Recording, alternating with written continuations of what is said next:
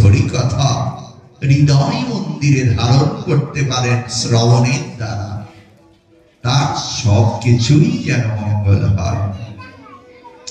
ভাগবতের তাৎপর্য কি, মাহাত্ম্য কি? ভাগবতকার বললেন, যে গৃহে ভাগবত থাকে সাক্ষাৎ শ্রী ভগবান সেই গৃহে অবস্থান করেন। আর কি শুনবে?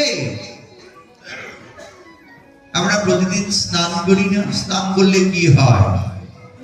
আমাদের বাহ্যিক তনুটা মানে দেহটাকে আমরা পরিষ্কার করি। প্রতিদিন যদি সাবান দিয়ে পরিষ্কার করি তবেই তো আমার এই দেহটা পরিষ্কার থাকবে, নাকি?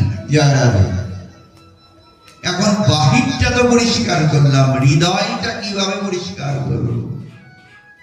অন্তরটা কিভাবে পরিষ্কার করব? ভাবুক বললেন, হে ভক্তগণ, তুমি যদি তোমার হৃদয় মন্দির পরিষ্কার করতে চাও, নিত্য নিত্য শ্রী হরি কথা ভাগবত কথা শ্রবণ করো। তাহলেই ভাগবত কথা শ্রবণের মাধ্যমে আমার হৃদয় মন্দিরের কুলুষতা সব দূরীভূত হয়ে ভক্তি প্রেম রস যেন প্রকাশিত হবে। জয় রাধে। কথাগুলো কি বোঝা যাচ্ছে? জয় রাধে। এই কথা বলা যাবে না, বাচ্চারা বসো। জয় রাধে। তাই ভাগবত এক অভিনব সংজ্ঞা। কি? শ্রবণম মঙ্গলম। তুমি যদি কৃষ্ণ কথা, হরি কথা, ভাগবত কথা যত পারো বেশি শ্রবণ করবে, তোমার মঙ্গল হবে। জয় রাধে। তাহলে ভাগবত কি? ভাগবত কি শুধু একটি গ্রন্থ, জড়জগতের বইয়ের মতো এমনই কি একটা বই? না, ভাগবত সাক্ষাৎ শ্রী ভগবান।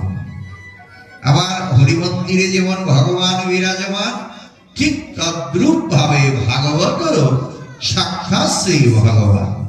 তাহলে গীতা কি? গীতা হলো ভগবানের মুখনিসৃত বাণী, যেখানে ভগবান বক্তা আর শ্রোতা অর্জুন। আর ভাগবতের বক্তা হলেন সুখদেব প্রভু, আর শ্রোতা ব্রহ্মশাবগ্রস্ত রাজা পরীক্ষিত মহাশয়, এই ভাগবতের শ্রোতা।